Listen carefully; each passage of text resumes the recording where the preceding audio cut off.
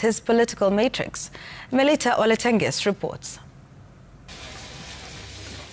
United opposition leaders attended the burial of Terry Kariuki, the wife to the late J.M. Kariuki, at Kanyamwe Farm in Gilgil, Nakuru County. They took a swipe at President William Ruto, calling him a confused president and that his political calculations have hit a dead end as the opposition is acceptable in Nyanza. Nimeona huyu Kasongo jana akilia, akisema ya kwamba ati kuna wanaume watano wanakutana ati kugawa serikali. Huyu Kasongo hana habari, amechanganyikiwa. Unajua tangu alienda pale Kisumu, pale Bondo kulia machozi ya uongo, akisema atanalia mambo ya Raila.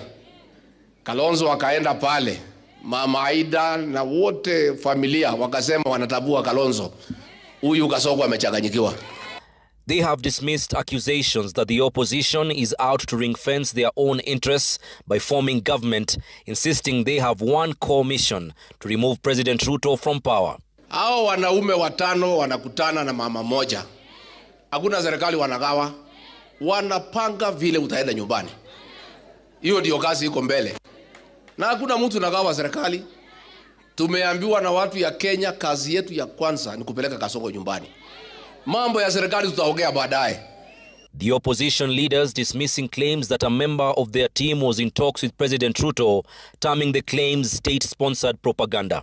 Rigiji akatuuliza, nasikia nyinyi wawili mnatafuta na Kasongo. Na akatuambia mkiitwa msisahau kuniita. Rigiji, nataka nikwambie ya kwamba tukiitwa mimi na Kalonzo tutaambia Kasongo huyo kuzo wetu Rigiji ndio spokesman wetu. Kama unatafuta Wamalwa, kama unatafuta Kalonzo, wewe enda kule wa Munyoro, tafuta Rigiji uzungumza naye. In remembering the late J.M. Kariuki, they said the historical injustices faced through political assassinations should be addressed. Kuna mambo ya historical injustice in this country. Na kuna pia mambo ya reparations. Kwa hivyo hatuwezi kuendelea na nchi ambayo historia yake ni ngumu, na lazima hiyo ngumu historia lazima ichambuliwe, lazima tuiangalie na tufanye marekebisho. Actively involved in charitable work. The family of J.M. Kariuki eulogized his late widow Terry Kariuki as a woman of